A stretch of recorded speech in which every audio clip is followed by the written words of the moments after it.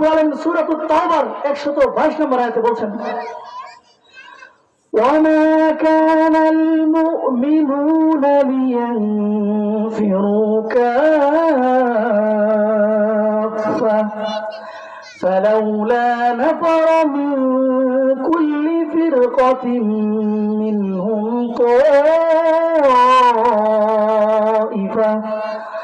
طائفة ليتفقهوا في الدين ولينذروا قومهم إذا رجعوا إليهم لعلهم يحذرون।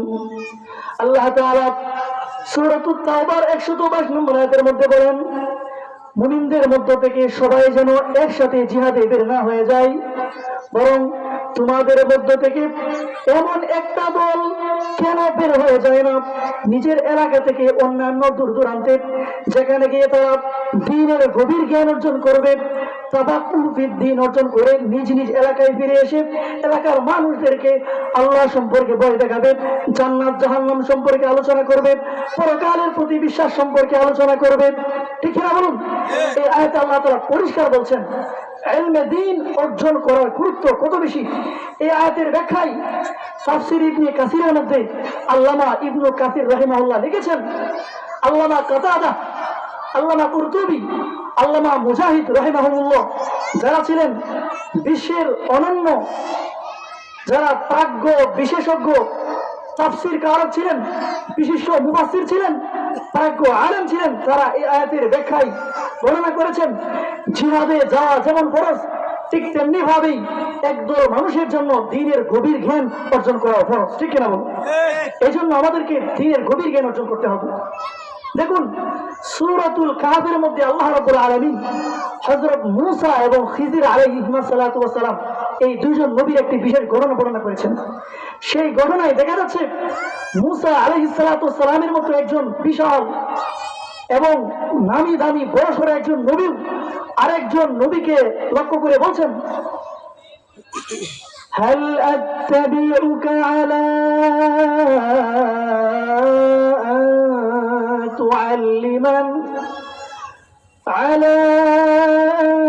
تعلمني مما علمت رشدا।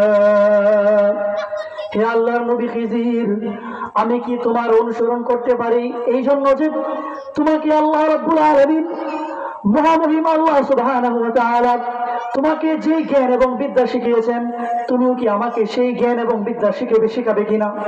এই জন্য আমি কি তোমার অনুসরণ করতে পারি কিনা? আল্লাহু আকবার। আল্লাহ তাআলা পবিত্র কুরআনুল কারীমের মধ্যে ইলম বৃদ্ধির জন্য দোয়া শিখিয়েছেন আমাদের প্রিয় নবী মুহাম্মদ রাসূলুল্লাহ সাল্লাল্লাহু আলাইহি ওয়াসাল্লামকে। আমাদের প্রিয় নবী দোয়া করতেন, রব্বি জিদনি ইলমা, ও আল্লাহ আমার ইলম এবং জ্ঞান আপনি বৃদ্ধি করিয়া দিন। সবাই বলি সুবহানাল্লাহ।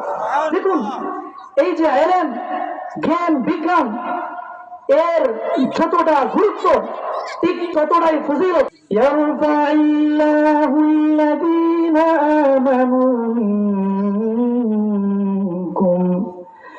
ওয়াল্লাযীনা উতুল ইলমা দারাজাত।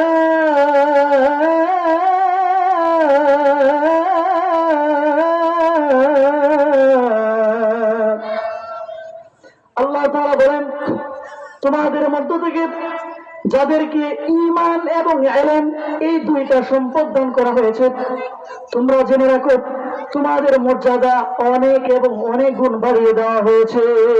সুবহানাল্লাহ। এখানে আল্লাহ রাব্বুল আলামিন এই আয়াতের মধ্যে দারাজাত শব্দ ব্যবহার করেছেন। দারাজাত শব্দটি হচ্ছে বহুবচন, এক বচন নয়, যার অর্থ হচ্ছে একটি, দুটি, তিনটি মর্যাদা নয়, বরং আল্লাহ রাব্বুল আলামিন আলেমদের মর্যাদা অসংখ্য অগণিত পরিমাণ বাড়িয়ে দেন। সুবহানাল্লাহ। প্রিয় নবীজি বলছেন সহিহ মুসলিম শরীফের হাদিস, মান সালাকা তরিকান ইয়ালতামিসু ফীহি ইলমান সাহহালাল্লাহু লাহু বিহি তরিকান ইলাল জান্নাহ, যে ব্যক্তি ইলমে দ্বীন অর্জন করার জন্য পথ চলবে, আল্লাহ তাআলা তার জন্য জান্নাতের রাস্তাকে সহজ করে দিবেন। সুবহানাল্লাহ। আরেক হাদিসের মধ্যে বলেন, জামিউ তিরমিজি শরীফের হাদিস, প্রিয় নবীজি বলছেন, মান খারাজা ফি তালাবিল ইলমি ফাহুয়া ফি সাবিলিল্লাহি হাত্তা ইয়ারজিআ, কেউ যদি ইলমে দ্বীন অর্জন করার জন্য নিজের ঘর থেকে বের হয়, সে যতক্ষণ পর্যন্ত নিজের ঘরে ফিরে না আসবে ততক্ষণ পর্যন্ত সে আল্লাহর রাস্তায় থাকবে। সবাই বলি সুবহানাল্লাহ।